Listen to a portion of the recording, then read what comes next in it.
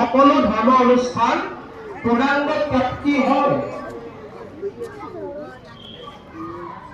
আমাৰ দৰঙীয়া ভাষাত কথা এটা ক'লো, লাগিছেতো লাগছি কয়, দৰঙৰ ফালে কামৰূপতো কয় কিজানি, লাগিছেতো লিখিত ভাষাত লাগিছেতো লাগছি কয়। এতিয়া মই শুনি নাপাওঁ দৰঙীয়াত, আইসকলৰ ভাল লাগছি নে নাই? দৰঙীয়াত কম আপোনালোকে, আপোনালোকৰ ভাল লাগছি নে নাই? নাই, বহুতে পঢ়াই মানে ভাল লগা নাই নেকি? ভাল লাগছি ন?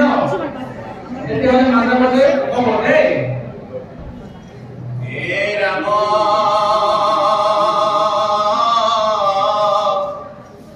প্ৰশ্নৰ উত্তৰ দেও শুনা সাৱধান। কৃষ্ণৰ নামেহে জানা পৰম কল্যাণ।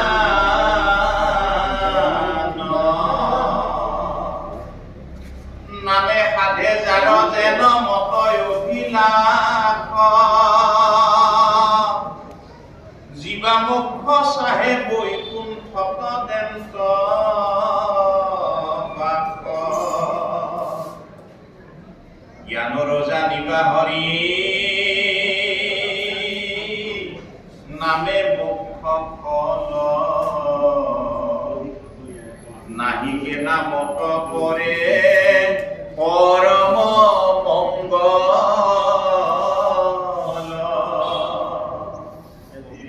চাৰিও বেদৰ সাৰ এহিহে নিশ্চয়ী। জানি পৰীক্ষিত তুমি তেজীয় সংশয়।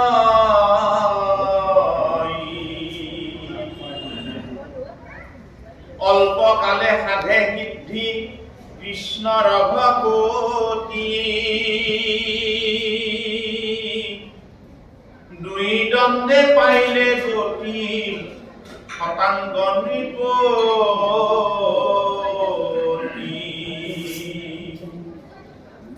দানৱ গণক যিনি নৃপতি পূৰ্বক। দেৱতাক ৰক্ষা কৰি আছিলা স্বৰ্গ।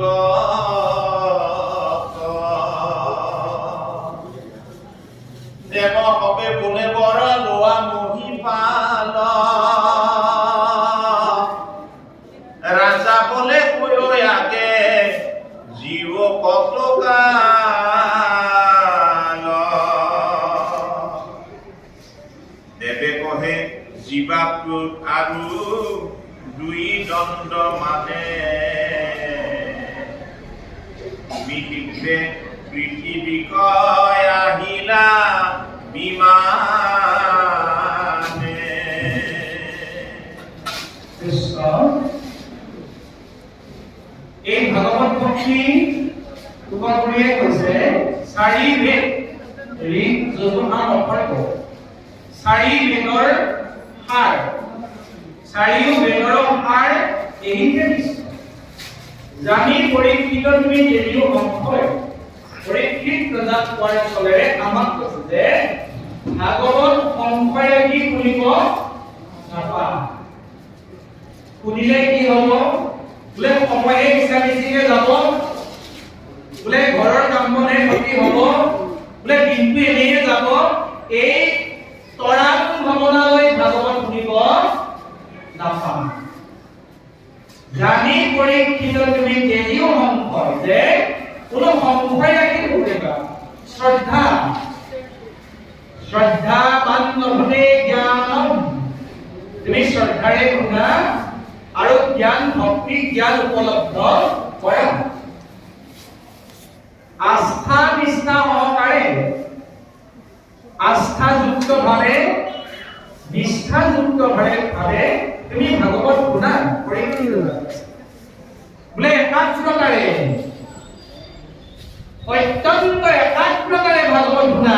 হে মহাৰাজ পৰীক্ষিত, তুমি ইয়াৰ ফল প্ৰাপ্তি হবা নিশ্চয় বুলিছে। নিশ্চয় মানে সিদ্ধান্ত নাপাবা। নিশ্চয়ৰ লগত নিশ্চয় শব্দটোৰ লগত কোনো যুক্তি তৰ্ক নাথাকে, শাস্ত্ৰীয় উক্তি নাথাকে, সিদ্ধান্ত সদায় সিদ্ধান্ত। নিশ্চয় আমাক সেই গভীৰ আস্থাৰে শ্ৰদ্ধাৰে ভাগৱত শুনিবলৈ আহ্বান জনাইছে। পৰীক্ষিত ৰজাৰ মনোবল যোগাবৰ কাৰণে, প্ৰেৰণা বৃদ্ধিৰ কাৰণে এটা সৰু আখ্যান কৈছে যে পূৰ্বতে হেনো শতাংগ নামৰ এজন ৰজাই দেৱতাৰ দৈত্যৰ যুদ্ধত দেৱতাৰ পক্ষত থাকি দেৱতাক যুদ্ধত জয়ী কৰাইছিল। দেৱতা দৈত্যসকল পৰাজয় হৈছিল। এই আপাহতে দেৱতাসকলে শতাংগ ৰজাক তেওঁ স্বৰ্গলৈ লৈ গৈ বহু বছৰ ৰাখি ৰাজভোগ ৰাজ সন্মান দি ৰাখিলে। এদিন শতাংগ ৰজাক দেৱতাসকলে ক'লে, মহাৰাজ, তুমি আমাক যি উপকাৰ কৰি দিলা, আমি তোমাৰ ওচৰত ঋণী। আমি গোটেই দেৱতাসকলে আমাক এটা বৰ দিব বিচাৰিছো, গ্ৰহণ কৰি আমাক কৃতাৰ্থ কৰা। এতিয়া শতাংগ ৰজাই ক'লে, মাননীয় দেৱতাসকল, মই বহু কাল বহু যুগ তোমালোকৰ ৰাজভোগ খাই স্বৰ্গত থাকিলো। মোৰ আয়ু কিমান আছে মই জানিব বিচাৰিছো। দেৱতাসকলে লগে লগে গণি কৰি চাই শতাংগ ৰজাৰ আয়ুস পালেগৈ 2 দণ্ড। এঘণ্টাও নহয়, বিজ্ঞানৰ সময় এঘণ্টাও নহয়। পণ্ডিতসকলে, আমাৰ ভাৰতীয় পণ্ডিতসকলে কৈছে, 1 দণ্ড বিজ্ঞানৰ সময়। ভাৰতীয় 2 শ্ৰেণী পণ্ডিত উদামত সিদ্ধান্ত হৈছে। 1 শ্ৰেণী পণ্ডিতে কৈছে 22.5 মিনিট 1 দণ্ড, আৰু 1 শ্ৰেণী ভাৰতীয় পণ্ডিতে কৈছে 24 মিনিট। এই তথ্য যদি সত্য হয়, তেনেহলে এটা তথ্যৰ মতে 1 দণ্ডত 45 মিনিট হ'ব 2 দণ্ডত, আৰু এটা তথ্যৰ মতে 2 দণ্ডত 48 মিনিট হ'ব। সময় যিমানেই হওক, এটা সত্য খুব কম সময়, য'ত এঘণ্টাও নহয়। সেই সময়খিনিতে শতাংগ ৰজা কৰি যোৱাৰ উপায়টো ল'লে। দেৱতাসকলক ক'লে, বোলে মাননীয় দেৱতাসকল, মোক আৰু বৰ সন্মান এইবোৰ নালাগে, মোৰ হাতত আৰু কি নাই, সময় নাই। তড়িৎ গতিত, বৈদ্যুতিক গতিত তেওঁ নামি আহিল। আহি কি কৰিলে, সমস্ত বেদি ৰাজা স্থিৰ কৰি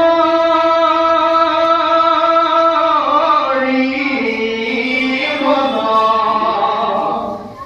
সমস্ত মানে আৰ্যা পুত্ৰ ধন ৰাজ নিলাভ প্ৰজাৰ দায়িত্ব, পৰিয়ালৰ দায়িত্ব সকলো ত্যাগ কৰি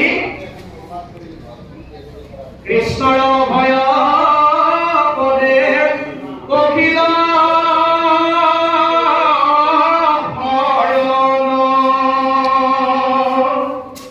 ঈশ্বৰৰ চৰণত ঐকান্তিক ভাৱনাত তেওঁ শৰণ ধৰ্ম গ্ৰহণ কৰিলে, সকলো ত্যাগ কৰিলে। লগে লগে কি হৈ গ'ল, মুহূৰ্তে শতাংগে পাৰিলা পৰম গতিক জীৱা শান্ত দিন তুমি চিন্তা কৰা। পৰীক্ষিত ৰজাক কৈছে যে 2 দণ্ড খুব কম সময়ত শতাংগ ৰজাই গতিমুক্তি পাইছে। পৰীক্ষিত গম্ভীৰ হৈছে, তুমি ভয় নাখাবা, মনত সংশয় নাৰাখিবা। শতাংগ ৰজাৰ তুলনাত তোমাৰ হাতত বহুত দীঘলীয়া সময় আছে, 7 দিন 7 ৰাতি। মৃত্যু পৰিবাৰ তোমাৰ ভয়ৰ কাৰণ নাই।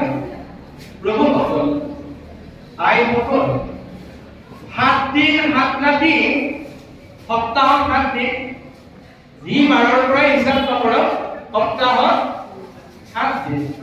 পৰীক্ষিত ৰজাৰ কাৰণে অকল 7 দিন যে, আপোনাৰ বেলিকাও 7 দিনৰে যিকোনো এটা দিনতে নৰদেহা এৰিবই লাগিব। আমি নৰদেহা স্থায়ী নহয়, বিনাশী। কেইদিনমানৰ এই পৃথিৱীৰ আলহী। আমাৰ কোনোবা গায়কে ইমান ধুনীয়াকৈ গাইছে নৰদেহাটোক লৈ,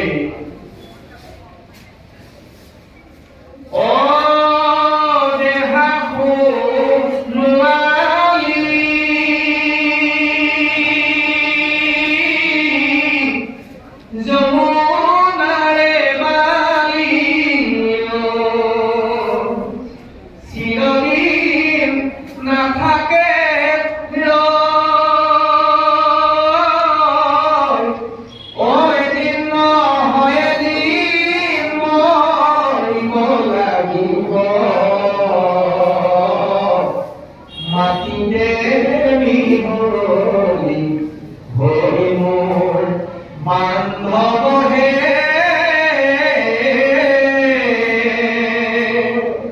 অ মাটিতে মিহলি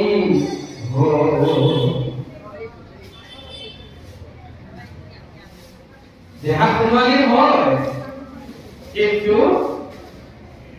এদিন আছে পঞ্চভূতি নৰদে পঞ্চ মহাভূত বিলীন হৈ যাব আমাৰ কোনো অস্তিত্বই নাথাকিব আমি যিবিলাকক লৈ গৌৰৱ গৰ্ব কৰি আছো দেহক লৈ গৰ্ব শক্তিক লৈ গৰ্ব ৰূপক লৈ গৰ্ব যৌৱনক লৈ গৰ্ব ধন টকা পইচাক লৈ গৰ্ব বংশ পৰিয়ালক লৈ গৰ্ব শিক্ষা মেধাক লৈ গৰ্ব পদক লৈ গৰ্ব ল'ৰা ছোৱালীক লৈ গৰ্ব আৰু যে কিমান গৰ্ব নকৰো কোনোবা কবিয়ে লিখিছে নেভাবিবা হাৰি যাম ৰূপৰ বল নাভাবিবা হাৰি যাম ধনৰ গৰ্বত ধনৰ বলত নাভাবিবা হাৰি যাম বংশ গৌৰৱত আমি হাৰি যাব নোৱাৰিম সংসাৰখনত আমাৰ মৃত্যু নিশ্চিত এই মৃত্যু যাতে আমাৰ শিল্পলৈ ৰূপান্তৰিত হয় তত্ত্বটো তাত মৃত্যু আমি জানো যন্ত্ৰণাময় বেদনাময় কষ্টদায়ক কিন্তু ভাগৱতে কৈছে পৰীক্ষিত ৰজাক সুধেকে কৈছে তুমি তোমাৰ যন্ত্ৰণাময় মৃত্যু শিল্পলৈ ৰূপান্তৰ কৰি দিয়া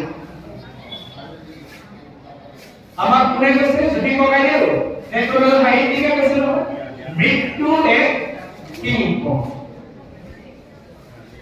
পৰীক্ষিত ৰজাই সেই মৃত্যুক শিল্পলৈ ৰূপান্তৰ কৰিব পাৰিছিল য'ত জীয়াই থাকোঁতেই তেওঁ ঘোষণা কৰিছিল তৰিলো তৰিলো বুলি দ্বাদশ স্কন্ধৰ পৰীক্ষিতৰ ব্ৰহ্ম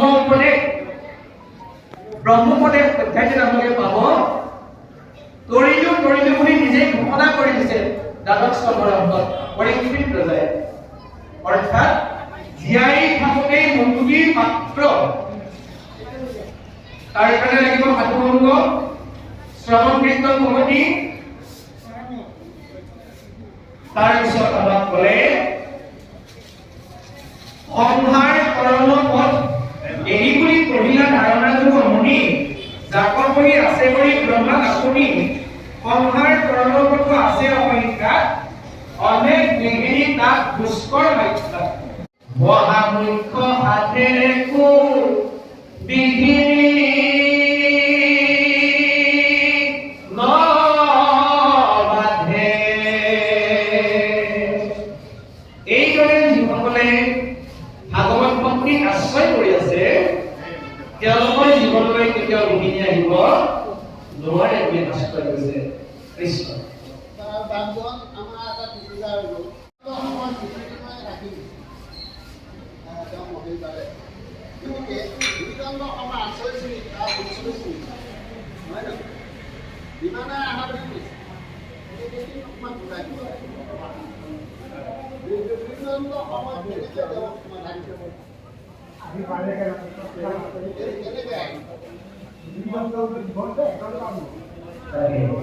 এটা আমাৰ মাধৱ পুৰুষে বাপজনা মই বাপজনাৰ চৰণত সেৱা কৰিছো ধন্যবাদ জনালো এই গোটেই ভক্তিধাৰাৰ ব্যৱস্থাটো আমি কেতিয়াবা দেহেৰে নোৱাৰিব পাৰোঁ সময়ৰে নোৱাৰিব পাৰোঁ উপায়টো দি গ'ল মাধৱ পুৰুষে নাম প্ৰচাৰ শেষত সিদ্ধান্ত দিছে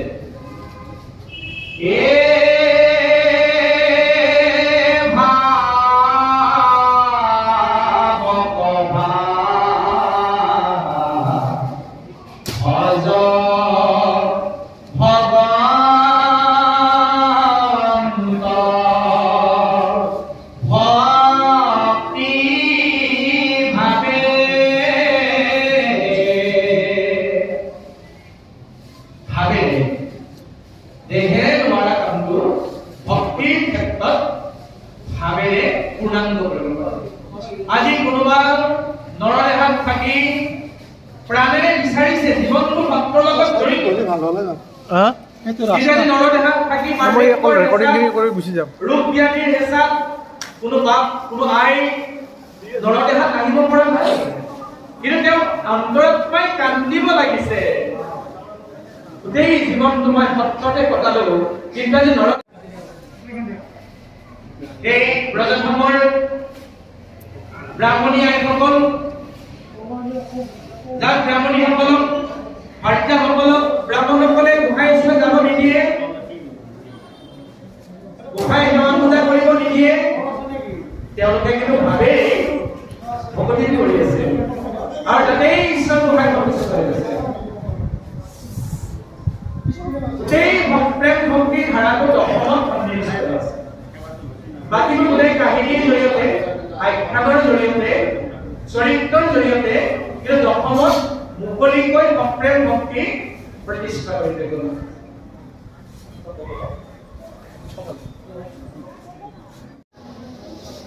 এইজন মহাসকল বিদ্ৰোহী বাগিদাত তেওঁ মাতৃভূমিৰ মনে যাব বিচৰা নাই, কিন্তু পৰিয়ালৰ দায়িত্ব আছে। আইগৰাকীক তেওঁ যোগান ধৰিব লাগিব। ভকতক কেনেকৈ অগ্নি পৰীক্ষা কৰা দেখিছেনে মহেশ্বৰে? ভকতক অগ্নি পৰীক্ষা কৰি থাকে। যাব মনে নাযায়, কিন্তু যাব লাগিব, এয়া যে সেৱাই। এইদৰে শ্ৰৱণ ভক্তি প্ৰাধান্যতা গুৰুজনাই দান কৰিছে আৰু কলিত শ্ৰেষ্ঠতম ভক্তি হ'ল শ্ৰৱণ কীৰ্তন। এই ধন্যবাদ কি কৰে আপোনালোকে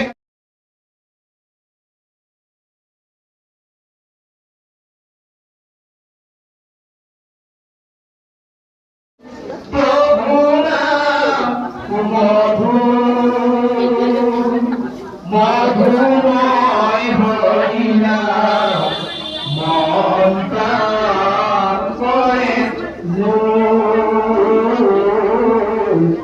মন প্ৰাণ কৰে পটকে থাকি নাম ঘোষা কৰিলে এ হৰিয়ে কৃষ্ণৰ নিৰ্মল উদাৰ নিৰ্মল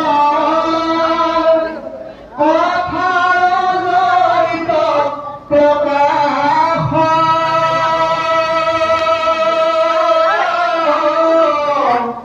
গংগা আদি কৰি যত তীৰ্থ আছে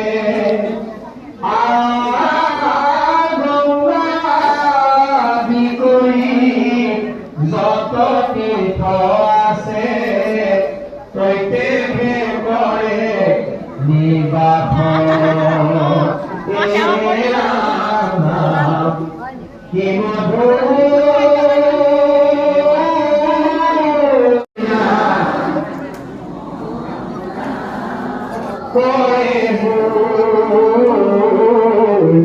মন প্ৰাণ কৰে। যি পাৰ্থিৱ সম্পদে, যি পাৰ্থিৱ ব্যৱস্থাই আপোনাৰ দেহ মন প্ৰাণ হৃদয় জোৰ পেলাব নোৱাৰে, হৰি নামে কিন্তু আপোনাৰ দেহ মন প্ৰাণ চিত জোৰ পেলাব পাৰে। সেই ব্যৱস্থা চহৰা সত্ৰত প্ৰতিদিনে হোৱাৰ উপৰিও সাময়িকভাৱে বাৰ্ষিকভাৱে কৰা হৈছে। আমি নামগংগাত স্নান কৰিব পাই নিজকে ধন্য মানিছো। কলিযুগৰ মানুহে গংগাত স্নান কৰিবই লাগিব। গংগাত স্নান নকৰাকে নৰদেহ কেতিয়াও পবিত্ৰ নহয়। শংকৰ বুলিয়ে কৈছে কি গংগাত স্নান কৰিব লাগিব? নাম গংগা, য'ত ঈশ্বৰৰ নাম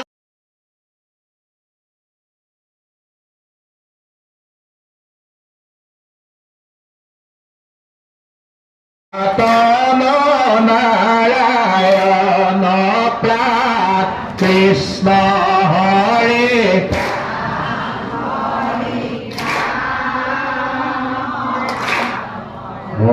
ৰাম বৈকুণ্ঠৰ কল্পতৰু ভাগৱত শাস্ত্ৰ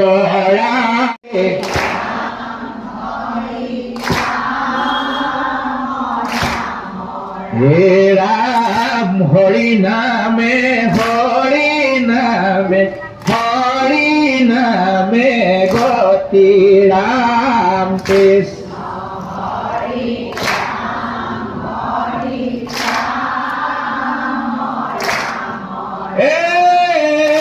হৰি নামে ভকতৰ কেৱলে ভকতি ৰাম কৃষ্ণ হৰি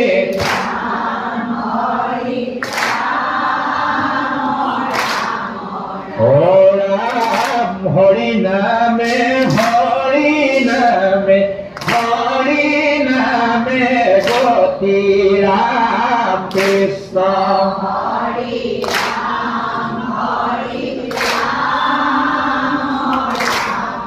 ও ৰাম হৰি নামে ভকতৰ কেৱলে ভকতি ৰাম কৃষ্ণ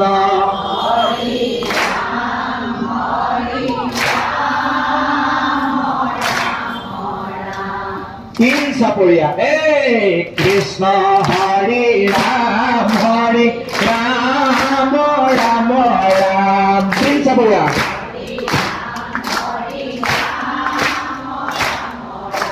কৃষ্ণ হৰি ৰাম ৰাম ৰাম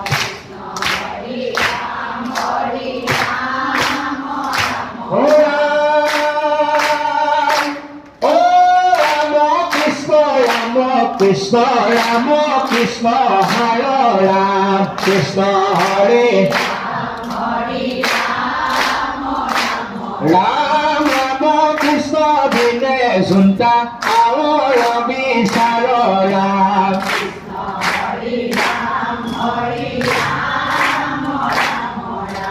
হৰি নাম কীৰ্তনে হে পৰম মংগল ৰাম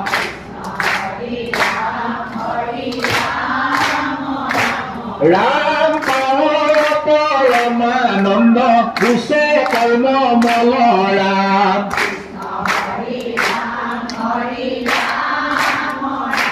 রাম হরি নাম কীর্তনে ক্ষেত্র মঙ্গল রাম কৃষ্ণ হরি হে রাম ও পরমানন্দ গুসে কর্ম বল রাম হে রাম কৃষ্ণ হরি রাম রাম রাম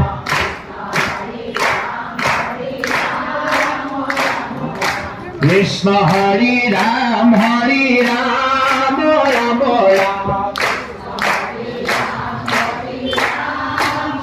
হে রাম ব্রহ্ম হরু ভজন্ত প্রিয় দুই পায়ে রাম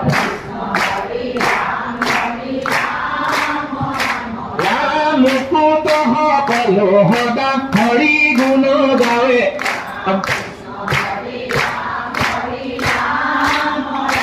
ৰাম ব্ৰহ্মা হৰো ভজন্ত হৰিৰ দুই পাৱে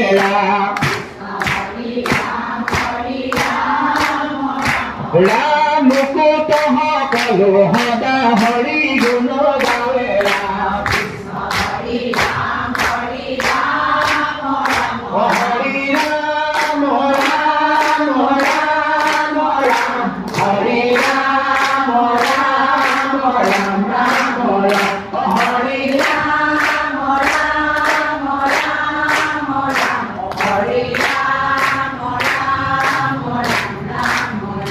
মধুৰা